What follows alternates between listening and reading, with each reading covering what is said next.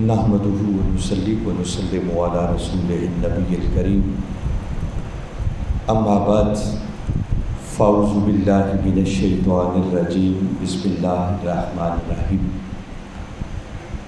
قال اللہ تبارک و تعالی فی القرآن المجید، ان الدین عند اللہ الاسلام، صدق اللہ العظیم۔ معزز حاضرین و سامعین، اللہ رب العزت کا بے پایہ فضل و احسان ہے کہ جس نے اپنی توفیق خاص اور حضور نبی اکرم صلی اللہ علیہ وآلہ وسلم کے نالین مبارک کے تصدق سے ہمیں ایک مرتبہ پھر اپنی بارگاہ میں حاضر ہونے کی توفیق عطا فرمائے۔ دعا ہے کہ اللہ رب العزت ہماری اس حاضری کو قبول فرمائے۔ ہماری جمعۃ المبارک کی پچھلی نشستوں میں محبت اہل بیت علیہم السلام اور بالخصوص محبت امام علی مقام امام حسین علیہ السلام کے حوالے سے گفتگو جاری ہے، مگر آج کی اس نشست میں جو چند ضروری باتیں آپ کے گوش گزار کرنا چاہ رہا کہ محبت حقیقت میں کسے کہتے ہیں، اور امام علی مقام امام حسین علیہ السلام کی محبت ہم سے کیا تقاضا کرتی ہے۔ کیونکہ اگر ہم اپنے گرد و پیش کے حالات کا جائزہ لیں تو سچی بات یہ ہے کہ اس ماہ محرم کے اندر نواسۂ رسول، جگر گوشۂ بطول، امام علی مقام امام حسین علیہ السلام کے نام سے جو محافل اور مجالس ہوتی ہیں، اگر ایک بڑا محتاط سا میں اندازہ آپ کے سامنے رکھوں تو میرا خیال ہے کہ ملک پاکستان کے اندر نواسۂ رسول کے نام پر کم و بیش جو ہونے والی محافل اور مجالس ہے ان کی تعداد لاکھوں میں چلی جاتی ہے، بھلے سے وہ اہل سنت کے پلیٹ فارم سے ہوں یا اہل تشیع کے پلیٹ فارم سے، اور ان محافل اور مجالس پر ہونے والے خرچ کا اگر اندازہ لگایا جائے تو کچھ بعید نہیں ہے، وہ اربوں میں چلا جاتا، کیونکہ ایسی محافل اور مجالس بھی ہوتی ہیں کہ ایک ایک محفل پر بھی لوگ آج کروڑوں روپیہ خرچ کر دیتے ہیں۔ پھر چھوٹی سطح سے لے کر بڑی سطح تک آپ اندازہ کر لیں کہ کتنی محافل ہو رہی ہیں اور ان پر آنے والا خرچ کتنا زیادہ ہو۔ مگر افسوس کی بات یہ ہے کہ اس کثرت کے ساتھ محافل اور مجالس ہونے کے باوجود بھی ان محافل سے حسینی ایک بھی پیدا نہیں ہوتا، اللہ ماشاءاللہ جو اچھی محافل ہیں وہ ہیں، استثناء ہر جگہ پر موجود ہوتا ہے، مگر اکثر و بیشتر آپ حالات کا جائزہ لے لیں کہ آج کتنے ہیں جو حسین کے نقش قدم پر چلنے والے پیدا ہو رہے ہیں۔ وہ ملک اور قوم کی صورتحال اس پر بین ثبوت ہے کہ ہماری حالت کہاں تک نیچے چلتی جا رہی ہے، اور وجہ اس کی یہ ہے کہ اکثر و بیشتر جو میں نے دیکھا ہے، چونکہ بہت ساری جگہوں پر مجھے جانے کا موقع ملتا ہے، تو جب لوگ خطاب کے لیے وقت لیتے ہیں تو اکثر لوگوں کا تقاضا یہ ہوتا ہے کہ علامہ صاحب جب آپ آئیں تو ہمارا دل ہے کہ کربلا میں ہونے والی شہادتوں کا منظر بیان کریں۔ ہمارا سارے کا سارا انٹرسٹ یہیں تک ہے، بس یہ بتایا جائے کہ حضرت عباس کے بعد کیسے قتل ہوئے تھے، اور محمد کے لاشیں کیسے گزرے تھے، حضرت قاسم کی شہادت کا منظر کیا تھا، حضرت علی اصغر نے کیسے امام علی مقام کے ہاتھوں میں دم توڑا، 18 سالہ علی اکبر کا لاشا حسین کیسے اٹھا کے لایا، خود امام علی مقام کی شہادت کا منظر کیا تھا، اور پھر ان شہادتوں کے بعد وہ جو بقیہ لٹا پھوٹا قافلہ تھا وہ کیسے شام اور دمشق کے بازاروں سے ہوتا ہوا یزید کے پاس پہنچا، وہاں کیا صورتحال ہوئی، اور کس طرح پھر یہ قافلہ مدینہ کی سرزمین تک واپس پہنچا۔ ہمارا موسٹلی انٹرسٹ ان چیزوں کے ساتھ ہوتا ہے۔ میں کئی بار اس ممبر سے یہ عرض کر چکا ہوں کہ ان شہادتوں کے واقعات کو بیان کرنا، انہیں سننا، سن کر ایک غم کی کیفیت پیدا کرنا، اس پر آنسو بہانا، یہ سب کچھ اللہ کی بارگاہ میں بطور عبادت قبول ہوتا ہے۔ اس بات میں شک کی کوئی گنجائش نہیں ہے، یہ حق ہے۔ میں اس کی زیادہ تفصیل اور ڈیٹیل میں نہیں جانا چاہ رہا، بس ایک جملہ جو پہلے بھی کہا کرتا ہوں پھر کہہ رہا ہوں یاد دہانی کے لیے کہ یہ سب کچھ کرنا اور غم حسین میں رونا عبادت اس لیے ہے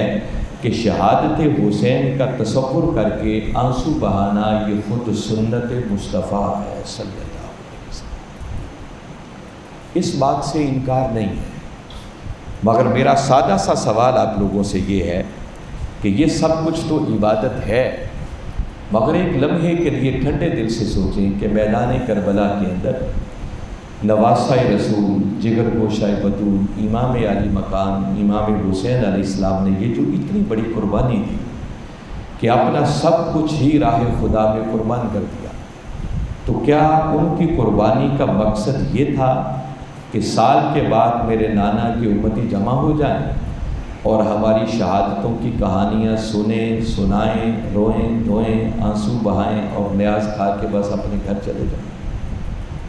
ان کی قربانیوں کا مقصد یہ نہیں تھا۔ وہ الگ بات کہ کوئی اتنا ذکر بھی کرے تو اللہ اس پر بھی اجر ادا کرتا، مگر انہوں نے قربانیاں اس مقصد کے لیے نہیں دی تھی۔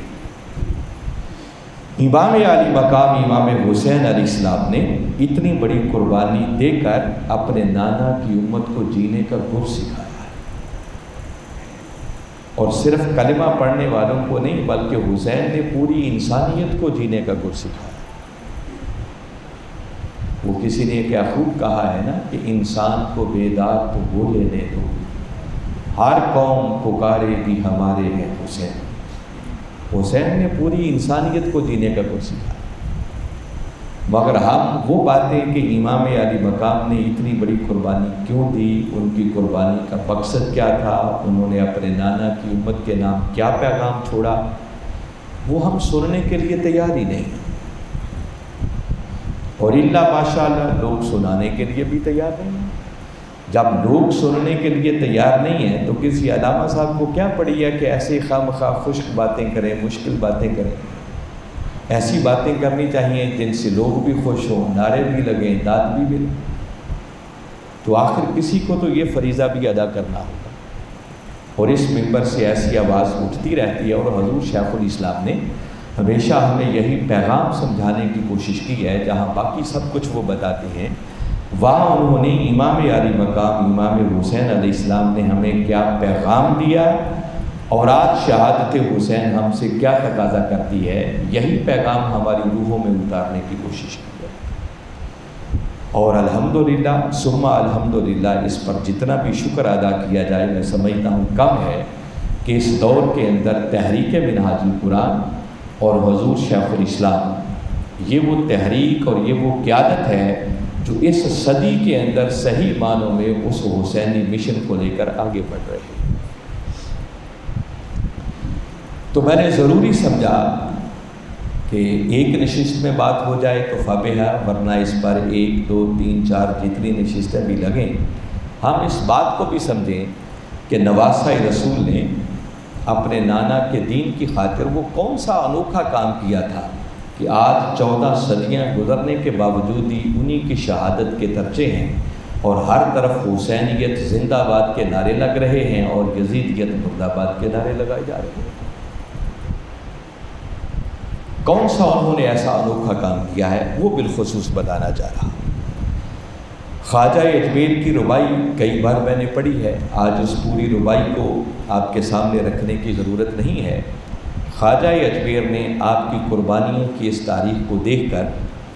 جو ربائی کہی ہے اس میں 2 لفظ بڑے قابل غور ہیں۔ دوسرے مصرے میں انہوں نے کہا ہے دین است حسین۔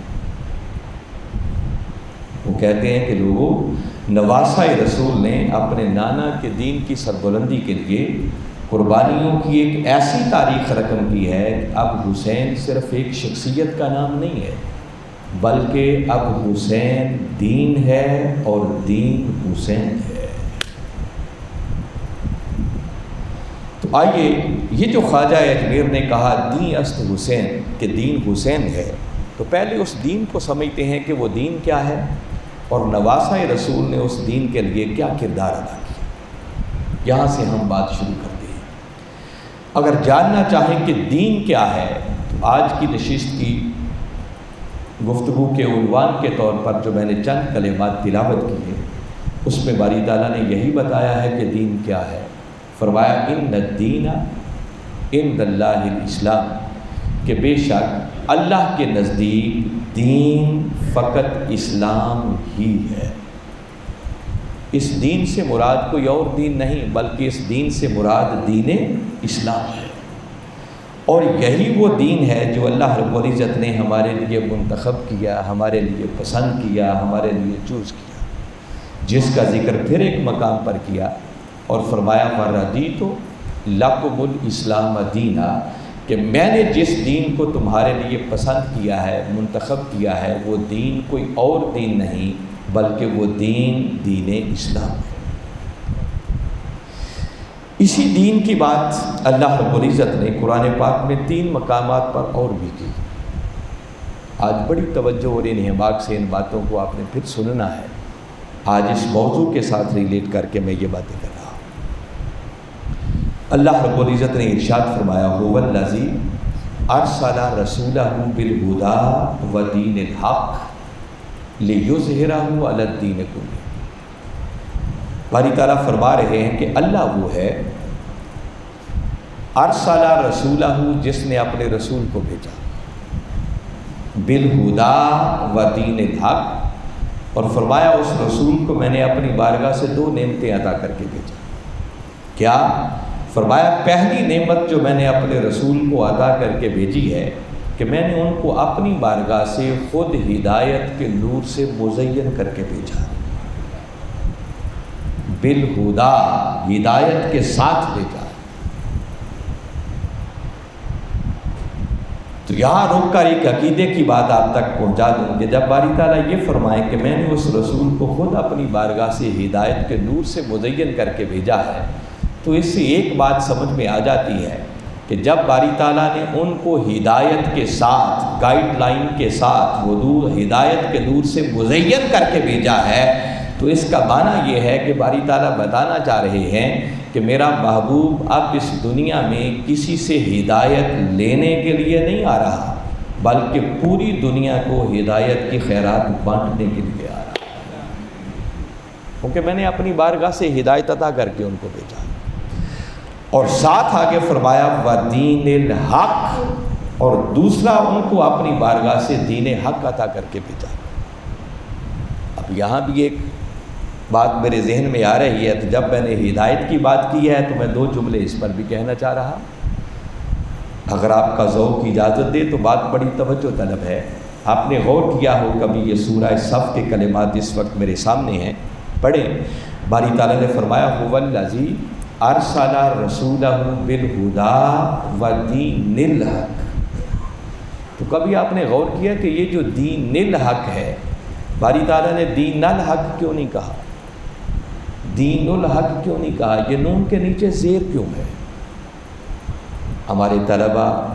یہ صرف اور نحو پڑھنے والے بیٹھے ہیں، یہ زیادہ جانتے ہیں کہ در حقیقت یہ جو نون کے نیچے زیر ہے، یہ جو بالہدی سے پہلے با ہے نا، اس با حرف جر کی وجہ سے اس نون کے نیچے بھی زیر ہے۔ جیسے ہدایت پر با اپنا اثر کر رہی ہے، اسی طرح یہی با دین کے ساتھ بھی ریلیٹڈ ہے، اور وہ حرف جر اس دین کو کسرہ دے رہی ہے، نون کے نیچے زیر اس لیے ہے۔ تو جب میں نے پہلی بات آپ کو بتائی کہ باری تعالیٰ بتا رہے ہیں کہ اللہ وہ ہے جس نے اپنے رسول مکرم صلی اللہ علیہ وسلم کو ہدایت کے ساتھ بھیجا، اس کا مطلب اپنی بارگاہ سے ہدایت کے نور سے مزین کر کے بھیجا۔ تو یہی بات اگر دین پر بھی اثر کر رہی ہے اور یقیناً کر رہی ہے، تو دوسری بات سمجھ میں یہ آتی ہے کہ یہ جو دین حق باری تعالیٰ نے عطا کیا ہے، یہ کوئی یہاں آ کے 40 سال کے بعد نہیں ملا، بلکہ یہ دین حق بھی باری تعالیٰ نے محبوب کو اپنی بارگاہ سے عطا کر کے بھیجا ہے، اس دین کے ساتھ بھیجا ہے۔ ہر نعمت وہیں سے ملتی ہے، معلوم نہیں وہ کب کہاں کس کیفیت اور کس حال میں باری تعالیٰ نے سب کچھ عطا کیا ہوگا، مگر یہ ملا سب وہیں سے۔ خیر آج ہمارا یہ موضوع بھی نہیں ہے، ہم اس سے آگے بات کرنا چاہ رہے ہیں۔ آگے باری تعالیٰ نے فرمایا کہ ان دو نعمتوں کے ساتھ میں نے اپنے محبوب مکرم صلی اللہ علیہ وسلم کو اس لیے بھیجا ہے لِيُظْهِرَهُ عَلَى الدِّينِ كُلِّهِ، تاکہ میرا یہ رسول میری طرف سے ملنے والی اس گائیڈ لائن اور ہدایت کی روشنی میں اس دین حق کو دنیا کے سب نظاموں پر غالب کرے۔ یہ کچھ بنیادیں ہیں جو پہلے آپ کو سمجھانا چاہ رہا ہوں، پھر سمجھ آئے گی کہ دین است حسین خواجہ اجمیر نے کیوں کہا ہے۔ پہلے اس دین کو سمجھیں اور دین کے ساتھ ریلیٹڈ چند باتوں کو سمجھیں۔ اب جتنی بات میں نے یہاں تک کی ہے، میں یہاں سے اخذ کر کے پھر ایک جملہ کہہ رہا ہوں جو من کی تختیوں پر لکھنے والا ہے، ایک نچوڑ دے رہا ہوں۔ آیت کریمہ زبان حال سے اعلان کر رہی ہے کہ اس دین حق کا دنیا کے بقیہ نظاموں پر غالب کرنا یہ منشاء خدا ہے اور مقصد بعثت مصطفیٰ ہے۔ میں پھر دوبارہ دہرا رہا ہوں تاکہ یہ بات آپ کو سمجھ آئے۔ باری تعالیٰ نے بات یوں شروع کی کہ اللہ وہ ہے جس نے اپنے رسول مکرم صلی اللہ علیہ وسلم کو ہدایت اور دین حق کے ساتھ بھیجا، اور بھیجا اس لیے تاکہ میرا یہ رسول اس ہدایت کی روشنی میں اس دین حق کو دنیا کے سب باطل نظاموں پر غالب کرے۔ تو اگر اللہ نے رسول کو اس مقصد کے لیے بھیجا ہے تو پہلی بات یہ اسٹیبلش ہوتی ہے کہ اللہ چاہتا ہے، اللہ کا منشا یہ ہے کہ یہ دین حق دنیا کے سب نظاموں پر غالب آنا چاہیے۔ یہ منشا خداوندی ہے، یہ منشاء الہی ہے۔ اللہ چاہتا ہے کہ یہ دین حق دنیا کے سب باطل نظاموں پر غالب آئے، مگر اس دین کو دنیا کے سب باطل نظاموں پر غالب کرنے کے لیے اس نے یہ ذمہ داری کائنات کے اندر اس ہستی کو سونپی ہے کہ جس ہستی سے بڑھ کر اس کا محبوب ہی کوئی نہیں ہے۔ یہ ذمہ داری اس نے اپنے محبوب مکرم صلی اللہ علیہ وسلم کو سونپی۔ تو اگر تاجدار کائنات صلی اللہ علیہ وسلم کو یہ ذمہ داری سونپی گئی ہے تو اس کا معنی یہ ہے کہ تاجدار کائنات صلی اللہ علیہ وسلم کی بعثت کا اصل مقصد اور مقاصد کیا کیا ہیں وہ اللہ اور اس کا رسول بہتر جانتا ہے، کتنے ایک مقاصد ہوں گے، مگر جو آیت کریمہ بتا رہی ہے جس سے کوئی شخص صرف نظر نہیں کر سکتا، وہ آپ کی بعثت کا ایک بنیادی مقصد اللہ کی بارگاہ سے ملنے والے اس دین حق کو دنیا کے سب باطل نظاموں پر غالب کرنا ہے۔ تو میں نے جملہ یہ کہا تھا کہ دین حق کا غلبہ یہ منشاء خدا ہے اور مقصد بعثت مصطفیٰ ہے۔ ان باتوں کو اپنے ذہنوں میں محفوظ کریں اور اللہ کرے کہ ہم مخصوص وقت کے اندر رہتے ہوئے بات کو کسی تکمیل تک پہنچا سکیں جو آج میں موضوع آپ کے سامنے رکھنا چاہ رہا ہوں۔ یہاں رک کر پھر ایک بات کہنا چاہ رہا ہوں کہ یہ جو میں نے کہا کہ یہ دین حق کو بقیہ نظاموں پر غالب کرنا یہ اللہ کا منشا ہے، تو کسی کے ذہن میں خیال آ سکتا ہے کہ یہ اللہ کا منشا کیوں ہے، اللہ کیوں اس دین کو غالب کرنا چاہتا ہے؟ ایک فطری سا سوال ہے جو ذہن میں آ سکتا ہے۔ تو اس بات کو سمجھ لیں کہ اس دین کو بقیہ نظاموں پر غالب کرنے میں اللہ کا اپنا کوئی ذاتی مفاد نہیں۔ اللہ ہماری طرح کا فائدے اور نقصان سے بہت بلند ہے۔ کسی کام کے ہونے سے اس کا فائدہ کوئی نہیں ہوتا اور کسی کام کے نہ ہونے سے اس کا نقصان کوئی نہیں ہوتا۔ تو پھر سوال یہ ہے کہ اللہ اس دین کو غالب کیوں کرنا چاہتا ہے؟ تو یاد رکھیں اللہ اس دین حق کو، اس دین اسلام کو دنیا کے باطل نظاموں پر جو غالب دیکھنا چاہتا ہے اس میں اسے مفاد بھی ہمارا حاصل ہے۔ وہ ہماری خاطر اس دین حق کو بقیہ نظاموں پر غالب کرنا چاہتا ہے۔ کوئی پوچھے کہ اس میں ہمارا مفاد کیا ہے، اس کے لیے پہلے ایک جملہ پھر اپنے ذہنوں میں محفوظ کریں۔ وہ دین جس کو دین اسلام کہتے ہیں، اگر جاننا چاہیں کہ اسلام کیا ہے تو ایک جملہ آپ نے زندگی میں کبھی نہ کبھی ضرور سنا ہوگا کہ اسلام ایک مکمل ضابطۂ حیات ہے، اور یہ جس نے بھی کہا حق کہا۔ اللہ رب العزت نے ہم انسانوں کو زندگی گزارنے کا جو نظام عطا کیا ہے، جو دستور عطا کیا ہے، جو ڈسپلن عطا کیا ہے، اس کا نام ہے دین اسلام۔ اور اللہ چاہتا ہے کہ یہ دین اسلام دنیا کے سب باطل نظاموں پر غالب آئے، اور اس نے یہ دین اسلام اپنے محبوب کے ذریعے ہمیں عطا کیا تاکہ میرے بندے اس دین کے مطابق زندگی گزاریں تو ان کی دنیا بھی سنور جائے گی اور ان کی آخرت بھی سنور جائے گی۔ اور اللہ نے یہ سسٹم ہمیں اس لیے دیا کہ چونکہ وہ ہمارا خالق ہے،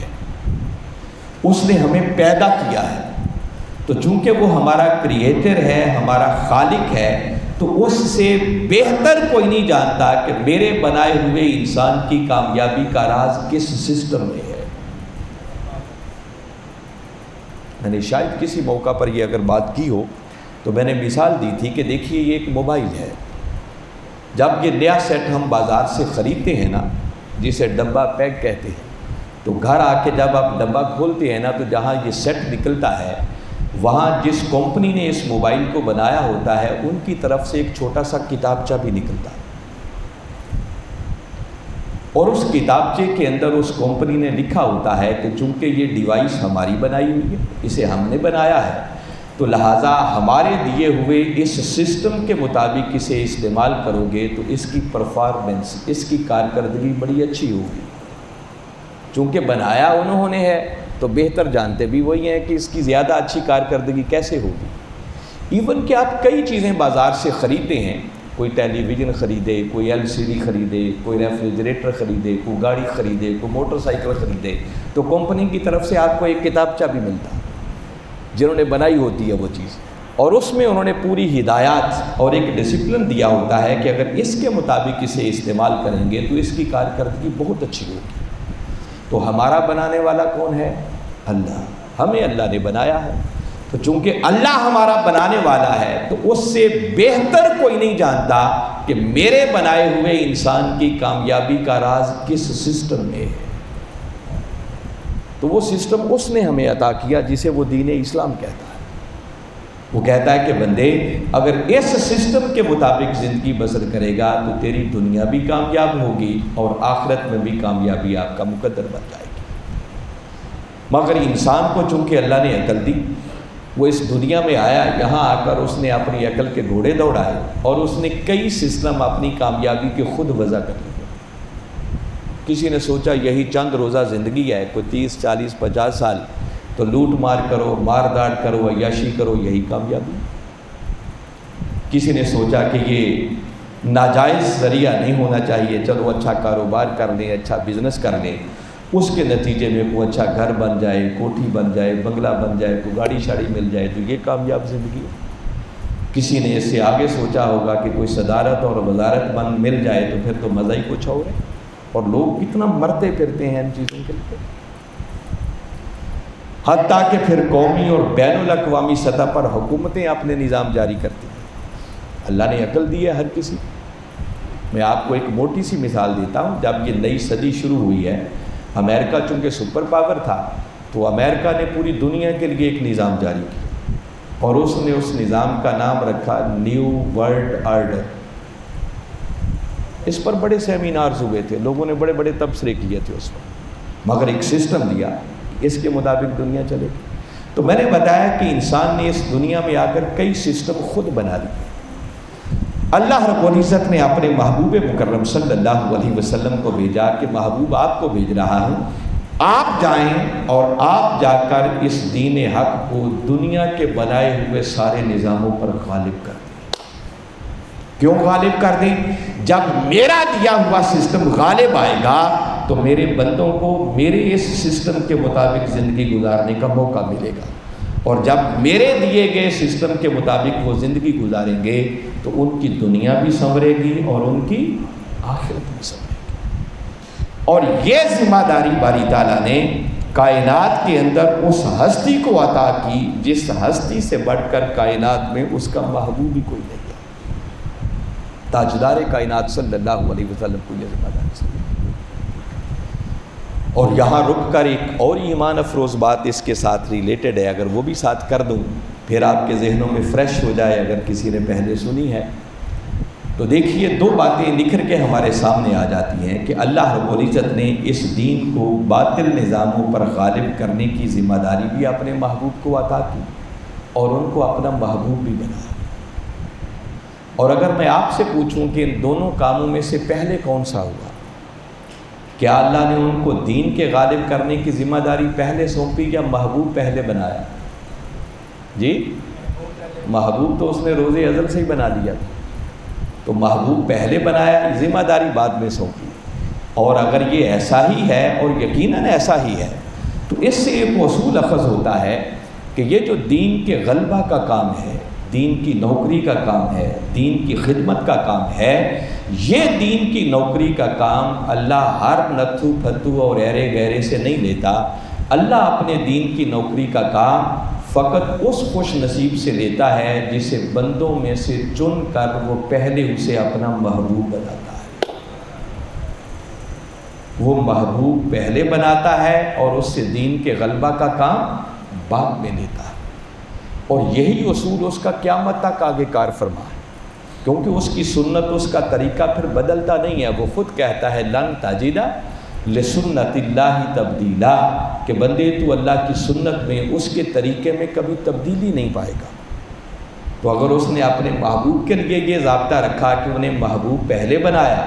اور دین کی نوکری کا کام بعد میں سونپا، تو اب یہی اصول اس کا آگے بھی کار فرما ہوگا۔ جب جس دور کے اندر بھی اس کے دین کو ضرورت پڑے گی اور دین پر آنے والے زوال کو پھر عروج میں بدلنے کی ضرورت ہوگی، تو وہ یہ کام ان خوش نصیبوں سے لے گا جن کو اپنے بندوں میں سے چن کر وہ پھر اپنا محبوبیت کا شرف ادا کرے گا۔ اور یہ بات بھی اس نے قرآن میں لکھی ہے، سورہ مائدہ میں ہے، فرمایا یا ایھا الذین آمنوا من یرتد منکم عن دینہ فسوف یأتی اللہ بقوم یحبهم ویحبونہ۔ فرمایا اے ایمان والو، اگر تم میرے دین کی نوکری سے منہ پھیر لو گے تو میرا دین تمہارا محتاج نہیں ہے، تمہاری جگہ اور لوگوں کو لے آؤں گا، اور قوم کو لے آؤں گا، ان سے اپنے دین کی نوکری کا کام ہوگا۔ اچھا مولا، جن سے تو دین کی نوکری کا کام لے گا وہ کیسے ہوں گے؟ ان کے تعارف میں 6 باتیں ہیں، مگر سب سے پہلے نمبر پر بات کی کہ جن سے میں دین کی نوکری کا کام لوں گا وہ کیسے ہوں گے؟ فرمایا یحبهم، وہ ایسے ہوں گے کہ اللہ ان سے محبت کرتا ہوگا۔ یہ جملے کہہ کے در حقیقت میں پیغام یہ دینا چاہ رہا ہوں کہ لوگوں، زندگی کے اندر دین کے نوکری کے کام کو کبھی ہلکا نہ جانیں، کبھی اس کو لائٹلی نہیں لیں، اس کو کبھی اپنے اوپر برڈن نہ سمجھیں، اس کو کبھی اپنے اوپر بوجھ نہ سمجھیں۔ توفیق مل جائے تو کر کے کسی پر احسان نہیں سمجھو۔ جس خوش نصیب کو اللہ اپنے دین کی نوکری اور خدمت کی توفیق دے دینا، اس کا سر ہمیشہ شکرانے سے جھکا رہنا چاہیے، اسے ڈرتے رہنا چاہیے کہ کسی دن یہ نوکری چھن نہ جائے۔ وہ ہماری کسی نوکری کے محتاج نہیں ہے، وہ نوکری بھی اس لیے دیتے ہیں کہ ہمارا بھلا ہو جائے۔ تو مالک نوکری دے اور بندہ جان چھڑاتا پھرے تو اس سے بڑی بد نصیبی اور کیا ہوگی؟ اور آج بد نصیبی ہے کہ زندگی کے اندر اگر ہم اپنے کاموں کی ترجیحات کی لسٹ بنائیں نا، تو دین کی نوکری اور دین کی خدمت کا کام اس کاموں کی ترجیحات کی لسٹ میں کہیں ایگزسٹ ہی نہیں کرتا، کسی شمار میں ہی نہیں ہے کہ یہ کام بھی ہم نے کرنا۔ لہٰذا میں زور دے کے کہہ رہا ہوں کہ اس کام کو کبھی زندگی میں معمولی مت سمجھیں، اس کو کسی پر احسان نہیں سمجھیں۔ آپ کا کسی پر احسان نہیں ہے، بلکہ اس بندے پر اللہ اور اس کے رسول صلی اللہ علیہ وسلم کا احسان ہے کہ انہوں نے اسے اپنے دین کی نوکری اور خدمت کا موقع دے دیا ہے، جس سے اس کی دنیا بھی سنورے گی اور اس کی آخرت بھی سنورے گی۔ تو میں آج یہ کر رہا تھا کہ اس دین کو دنیا کے باطل نظاموں پر غالب کرنے کے لیے یہ ذمہ داری اس نے اپنے محبوب مکرم صلی اللہ علیہ وسلم کو سونپی، اور یہ کام دین کے غلبے کا اسے اتنا عزیز ہے کہ دیکھیے اس نے ذمہ داری بھی اس ہستی کو دی جس سے بڑھ کر اس کا محبوب کوئی نہیں ہے۔ اور پھر روز ازل سے آپ ذرا چشم تصور میں لائیں، عالم ارواح میں کسی نشست میں میں نے اور موضوع کے حوالے سے بات کی تھی، اس نے انبیاء کرام سے جب عہد لیا تو اس عہد کے اندر اس بات کو شامل رکھا، فرمایا اذ اخذ اللہ میثاق النبیین لما آتیتکم من کتاب و حکمہ ثم جاءکم رسول مصدق لما معکم لتؤمنن بہ ولتنصرنہ۔ فرمایا یاد کرو جب میں نے انبیاء سے عہد لیا تھا کہ جب میں تم سب کو کتاب اور حکمت عطا کر چکوں اور پھر تم سب سے آخر میں میرا رسول تمہاری طرف آ جائے جو کچھ تمہارے پاس ہوگا اس کی تصدیق کرنے والا ہوگا،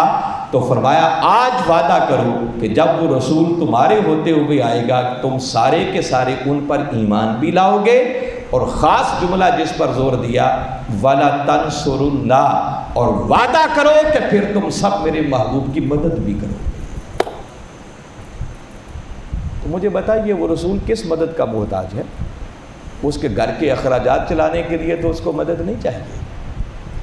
اپنی فیملی کی سپورٹ کے لیے تو مدد نہیں چاہیے۔ اللہ انبیاء سے بھی وعدہ لے رہا کہ وعدہ کرو میرے محبوب کی مدد کرو گے، اور یہی رسول کی نصرت اور مدد باری تعالیٰ نے کامیابی کے بنیادی تقاضوں میں سے ایک تقاضا رکھا ہے ہمارے لیے۔ آپ سورہ اعراف کو پڑھیں، باری تعالیٰ نے طویل آیت کریمہ ہے سورہ اعراف کی، اور پوری آیت کا مرکز و محور وہ ذکر محمد مصطفیٰ صلی اللہ علیہ وسلم ہے، اور پورا ذکر کملی والے آقا صلی اللہ علیہ وسلم کا کرنے کے بعد باری تعالیٰ نے اینڈ اس بات پر کیا، فرمایا فَالَّذِينَ آمَنُوا بِهِ وَعَزَّرُوهُ وَنَصَرُوهُ۔ یہ جو ناصرو ہے یہ بڑی خاص بات ہے، فرمایا فَالَّذِينَ آمَنُوا بِهِ، بس وہ لوگ جو میرے اس محبوب پر ایمان لائے۔ پہلے یہ ایمان چاہیے کہ یہ رسول ہماری طرح نہیں اللہ کا نمائندہ بن کر آیا، اور جب میرا نمائندہ ہے تو فرمایا وَعَزَّرُوهُ، پھر ہر حد سے بڑھ کر ان کا ادب کرنا ہوگا، اور جب ایمان اور ادب ہو گیا تو کامیابی کے لیے تیسری کنڈیشن اور شرط آگے یہ بتائی وَنَصَرُوهُ، فرمایا اگر فلاح چاہتے ہو تو پھر میرے محبوب کی مدد بھی کرنا ہوگی۔ وہی نَصَرُوهُ نصرت کی بات ہے۔ تو نصرت کس کام میں؟ میں نے بتایا ان کو ذاتی تو کوئی مدد کی ضرورت نہیں ہے، وہ گھر کا نظام چلانے کے لیے تو مدد کی ضرورت نہیں ہے، تو کس کام کے لیے مدد؟ وہ جو اللہ نے ان کو ایک ذمہ داری سونپی ہے، وہ جو اللہ کا منشا ہے، وہ جو اللہ چاہتا ہے کہ یہ دین حق دنیا کے سب باطل نظاموں پر غالب آئے، تو فرمایا میرے محبوب کے اس مشن کی مدد کے لیے پھر تمہیں اگر اپنا تن من دن بھی قربان کرنا پڑے تو اس قربانی سے بھی تم دریغ نہیں کرو گے، یہ مدد ہوگی میرے محبوب کی۔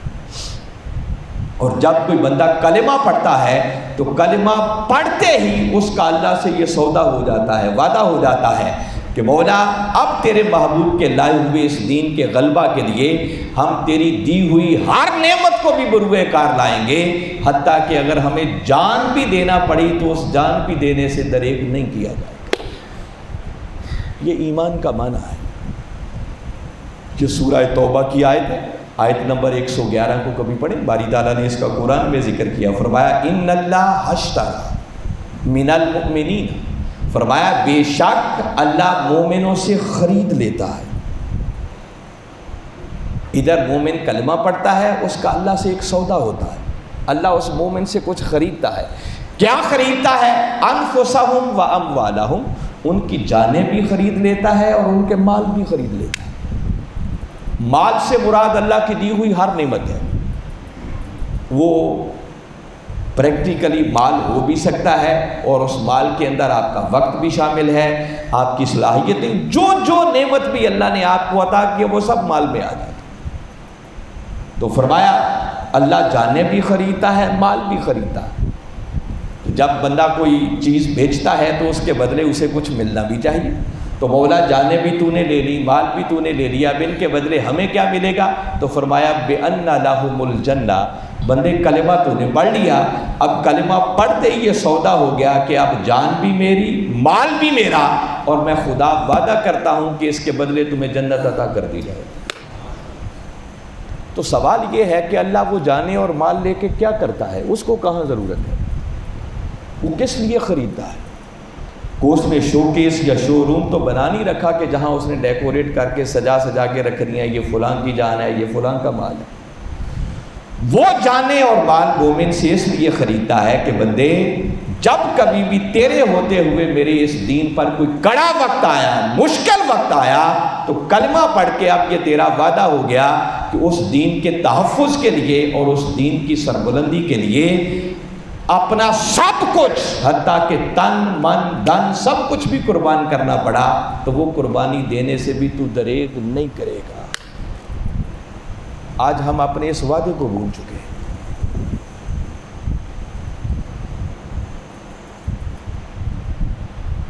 وقت ہمارے پاس مختصر ہوتا ہے، بات مکمل نہیں ہو پاتی۔ میں صرف یہ وفاداری بتا رہا ہوں آقا صلی اللہ علیہ وسلم کی ذات اقدس کے ساتھ۔ آپ کبھی حکیم الامت علامہ اقبال کی بات کو سنیں، اپنے ہزاروں مرتبہ یہ شعر سنا ہوگا۔ اگلی جمعۃ المبارک کی نشست میں انشاءاللہ میں کوشش کروں گا کہ اس کی مزید وضاحت کروں۔ یہ جو تاجدار کائنات صلی اللہ علیہ وسلم کے لائے ہوئے دین کے غلبہ کے لیے محنت کرنا، ان کی مدد کرنا، ان کی نصرت کرنا، یہ اصل وفاداری ہے۔ اور جب کوئی بندہ یہ وفاداری نبھاتا ہے تو اللہ اس سے کتنا خوش ہوتا ہوگا، آپ اندازہ کر لیں کہ آپ وہ کام کر رہے ہیں جو منشاء الہی ہے۔ اور اقبال کے جواب شکوہ کا آخری شعر ہے، جس میں اقبال نہیں کہتا بلکہ خدا بندوں سے کہہ رہا ہے کہ بندے کی محمد سے وفا تو نے، تو ہم تیرے ہیں۔ یہ حد کر دیا اقبال نے، نچوڑ ہے اس کا قرآن اور حدیث کا۔ اب خدا بندوں سے کہہ رہا ہے کہ بندے کی محمد سے وفا تو نے، تو ہم تیرے ہیں۔ یہ جہاں چیز ہے کیا، لوح و قلم تیرے ہیں۔ خدا کہہ رہا ہے کہ بندے تو میرے مصطفیٰ کا وفادار بن تو صحیح، وفادار بننا تیرا کام ہے، میں خدا اعلان کر رہا ہوں کہ پھر خدا بھی تیرا ہے اور خدا کی ساری خدائی بھی تیری ہے۔ اور ہم نے وفاداری صرف یہ سمجھ لی ہے کہ سال کے بعد میلاد کا ایک جلسہ کر لیں، بس یہی وفاداری ہے۔ ہر روز تسبیح لے کے 100 مرتبہ درود پاک پڑھ لیں، بس یہی وفاداری ہے۔ ٹھیک ہے، اس وفاداری کے تقاضوں میں کہیں یہ چیزیں ایگزسٹ کرتی ہوں گی، مگر وفاداری کیا ہے؟ وفاداری یہ ہے کہ جس مشن کے لیے اللہ نے اپنے محبوب مکرم صلی اللہ علیہ وسلم کو بھیجا ہے، جس دین کے غلبہ کے لیے بھیجا ہے، اگر اس دین پر آپ کے ہوتے ہوئے کوئی کڑا وقت آ رہا ہے، کوئی آنچ آ رہی ہے، تو وفاداری یہ ہے کہ آقا کے لائے ہوئے دین کے تحفظ کے لیے انسان کو اگر سب کچھ بھی دینا پڑے تو وہ قربانی دینے سے بھی دریغ نہ کرے۔ یہ تاجدار کائنات صلی اللہ علیہ وسلم کی وفاداری تھی، جس کا حق کربلا میں نواسہ رسول نے ادا کر کے دکھایا۔ ہمیں تو ایمان آقا کی زبان اقدس سے سن کے ملا نا، آقا نے دعوت دی تو ہم مومن بن گئے۔ اور حسین وہ ہے جنہوں نے سن کر ہی نہیں، اس نبی کی زبان کو چوس چوس کر اس ایمان کی حلاوت کو پایا۔ چشم تصور میں لائیں نا اس حسین کی ایمان کی کیفیت کیا ہوگی۔ اور اگر حسین بھی اپنے نانا کے لائے ہوئے دین کے تحفظ کے لیے یوں قربانی نہ دیتا تو پھر دین سرفراز کیسے ہوتا، دین بچتا کیسے؟ اور نواسہ رسول نے اپنے نانا کے دین کے تحفظ کے لیے اپنا سب کچھ قربان کچھ اس طرح سے کیا کہ خواجہ اجمیر کو کہنا پڑا کہ لوگوں، اب حسین صرف ایک شخصیت کا نام نہیں ہے، بلکہ اب حسین دین ہے اور دین حسین ہے۔ دین اصل حسین کا۔ اور قبلہ حضور کبھی کبھی فرمایا کرتے ہیں کہ لوگوں، کربلا سے لے کر مکہ سے لے کر کربلا تک دین محمدی ہے، اور کربلا سے لے کر قیامت تک اب دین حسینی ہے۔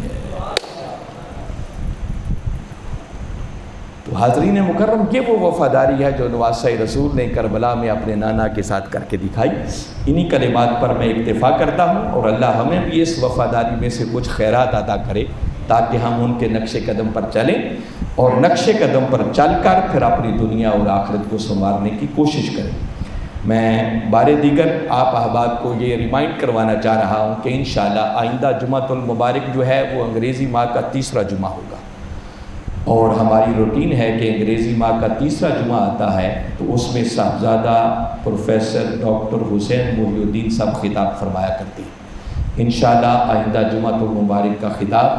چونکہ صاحبزادہ ڈاکٹر حسین محی الدین صاحب یہاں موجود ہیں تو آئندہ جمعۃ المبارک کا خطاب وہ فرمائیں گے، اور ان کے بعد انشاءاللہ پھر ہم اپنی گفتگو کو آئندہ جمعہ سے کنٹینیو کریں گے۔ بہت شکریہ، وما علینا۔